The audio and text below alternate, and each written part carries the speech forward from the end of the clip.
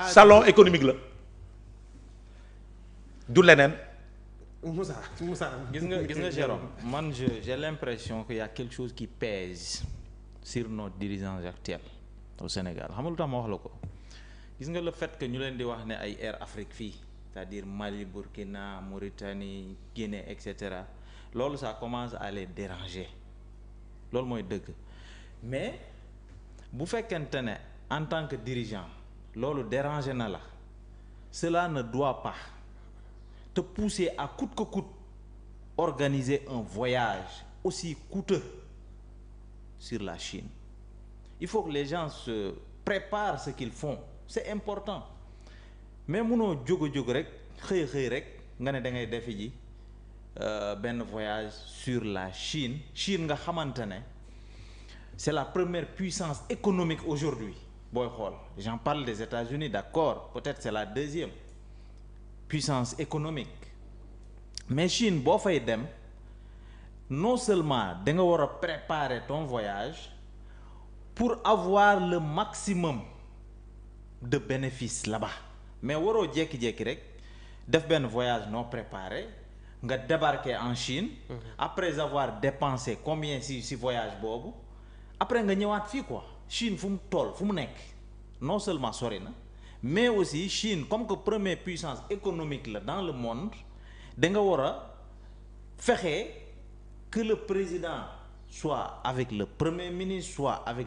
l'essentiel du gouvernement comme ni ko président Macky Sall doon defee ngeen signer le maximum de partenariat bu ko defee ngeen def une pierre deux coups ngeen indil sénégalais yi loo xamante ne si au moins danañ wax ne lii jar na ko kët mais dem voyage en Chine avec vraiment un jet privé avec des gens avec tout ce tintamarre avec toute cette mobilisation de ressources financières et humaines nga dem rien que pour wuyu ji benn activité qui se fait là-bas et qui n'est pas fait par le gouvernement chinois voilà. Mais c'est extraordinaire man de jàpp naa ne war nañ gën a góorgóorluwaat ci wàllu mais est-ce que Moussa war nañ gën a préparer seeni voyage nga baal ma te war nañ gën a xool c'est-à-dire le pour et le contre l'avantage qu'on peut avoir et les inconvénients que ça donne. maanaam retombées économiques yi sama genre gi doon xalaat espérant que ne suñu fa demee quand même suñu ay privé ak coopération yi nga xam ne xalaat nañ ko am ak des hommes d'affaires chinois donc loolu ce n'était qu'un rêve utopique entre guillemets alors maanaam di xalaat ne voyage bi dina am ay retombées yoo xamante ne mais dina am parce que ay entrepreneurs chinois dinañ ñëw ci réew mi peut-être investir fii dinañ am ay coopération yoo xam ne dinañ ko daal di signer ay usines dinañ leen commencer implanter peut-être wàllum automobile bi nga xamante ne gis nañu Chine am nañ ci ay avancées yu bari dinañ ñëw fii nii yokk suñu ay nit doole. gis nga ay xam-xam plutôt. gis nga voyage yu mel nii c'est pas mal quoi c'est pas mal dañ leen di féliciter. mais war nañoo gën a def leneen lu ëpp solo c'est-à-dire lii c'est pas grand-chose mais nag ils ont le droit d'y aller. de nouer des partenariats nouer des relations et cetera c'est pas mal. mais dañu wax ne est-ce que ça vaut le coup. que le premier ministre parte. que le premier ministre parte comme ça. alors que loo xamante ne si mën nga yónnee sax un secrétaire général d'un ministère. je ne parle même pas d'un ministre. dëgg. un secrétaire général d'un ministère. dem def li muy def et puis à partir du Sénégal vous préparez un voyage fourni et garni. boo xamante ne ëllëg bu ngeen jógee bu ngeen mobiliser tout l'état là bu ngeen demee dina ko jar ngeen def ay partenariats encore que Chine nekkul ci ginnaaw mur bi Chine dafa sori. c'est 12 000 kilomètres. am ay opportunités yu bari warul yam rek ci luuma bi nga xamante ne ça ne te procure absolument rien nga ñëwaat fii c'est-à-dire en ça là ana rupture bi ñu doon prôné depuis 10 ans ana rupture bi lii dañ ko defaat ko et puis avec des voyages préparés lu gën lii fuuf mais nga ñëw avec ta rupture systémique nga def loo xamante ne si lu xeebu la par rapport ak li fi doon am cela veut dire que rupture amagul dëgg-dëgg et puis li ma gën a metti ci affaire yi à la veille du voyage il s'est un peu embrouillé avec les États-Unis sur le fameux voyage de nos lions. il a basketball nga xam ne seen préparation. loo xam ne jaru ko mais loo tax ma ne la ñoom léeg-léeg dañuy fàtte ne ils ne sont plus officieux. ils sont officiels. ils sont maintenant officiels tant que xamuñu loolu ñoo ngi ci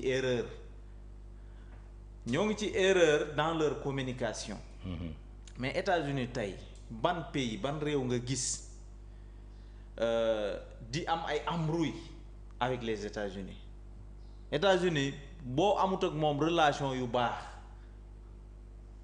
mais waroo jéem a xuloo ak moom.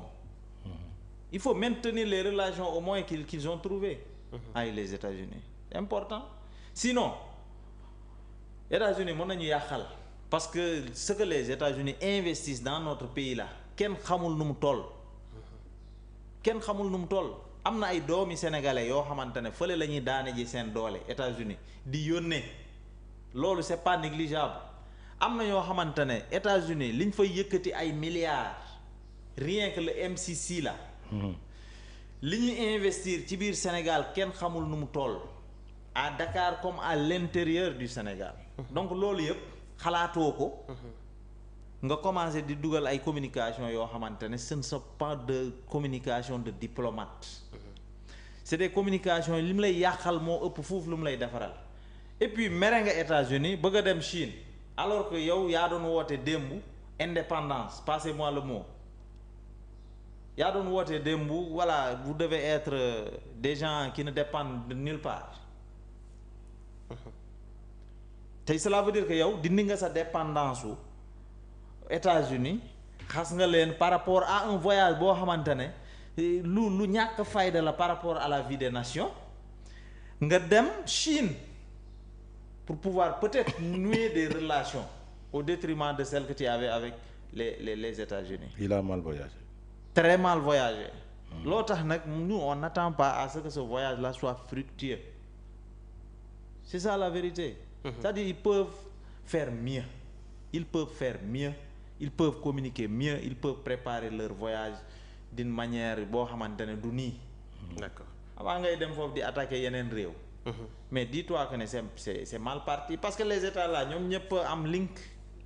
Ils n'ont pas bu ma xuloowee ak yow mais bu fekkente ne yow xuloo nañ ma dem ci Adama Adis alors que yaa ak Adama Adis vous avez des relations profondes du moins de bons rapports mais Adama Adis il fera très attention parce que bu ëllëgee mën naa xuloo ak moom attaqué waat ko dem ci keneen et cetera.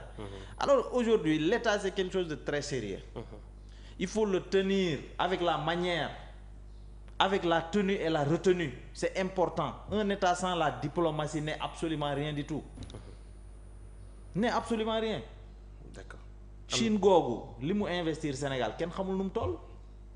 Mais à ce rythme-là, attention hein, les gens sont informés, c'est la mondialisation. Ce qui se passe au Sénégal, c'est exactement ce qui s'entend le soir à Pékin. Suñu actualité réew y a des diplomates partout, y a des renseignements partout. Lépp lu fi xew à la minute qui suit. ñoom yëg nañ ko waa Pékin waa Washington yëg nañ ko waa Paris yëg nañ ko. Donc il faut faire très attention quoi sur notre manière de communiquer, surtout les officiels. Man mën naa wax lu ma neex grawul. Je ne suis pas officiel. Adama Adis même chose, yow même chose. Mais attention à ces gens-là qui nous tiennent l'État. Parce qu'aujourd'hui bu fekkee ne lépp loo wax rek nekkul lu ndaw parce que tu es officiel maintenant tu n'es pas officiel. Il faut qu'il fasse très attention. De la présidence nag à ci suuf. Ñoom ñëpp nañ def très attention pour ne pas sombrer ce pays-là. D'accord. Parce que diplomatie quand même depuis 1960 ñëpp a ñuy seetaan. ñëpp a ñuy naw ci suñu manière de faire depuis le président Senghor qui a inauguré tout ça. Diouf qui a continué, Abdoulaye Wade tout le monde sait, le plus diplômé, du Cap au Caire, de Dakar à Djibouti. C'est un intellectuel de haut rang. Mais président Macky Sall ñëw avec l'expérience qu'il a engrangée dans le gouvernement de Wade, avec l'expérience qu'il a, mu ñëw continuer cette diplomatie-là en gérant les intérêts du Sénégal. en hissant de très haut le niveau du Sénégal sur tous les plans yow nga ñëw en un an seulement nga bëgg a yàq loolu yépp mais c'est extraordinaire ce qui se passe dans ce pays. Il faut qu'il fasse en tout cas très attention. Maintenant quand il s'agit de voyager vraiment pour nouer des relations loolu vraiment liñ fi fekk la c'est-à-dire du extraordinaire du lenn li nga xamante ne voilà les gens doivent nekk fi di leen seetaan quoi c'est pas quelque chose d'extraordinaire. C'est quelque chose d'ordinaire. C'est normal. Mais il faut peser le pour et le contre, maîtriser la communication et puis voilà quoi man loolu laa leen di ñaanal. loolu laa leen di ñaanal maintenant nag la ci des maintenant bon je sais que ils sont pas tout le monde sait que le monde est en train de dire qu'ils sont pas en train de travailler parce que le Sénégal a ngi redressé. D'accord Adama bëgg naa ñu jàll ci beneen ponk ndax ministre bi gàllum wàllum économie ak industrie di Serigne Gueye Diop.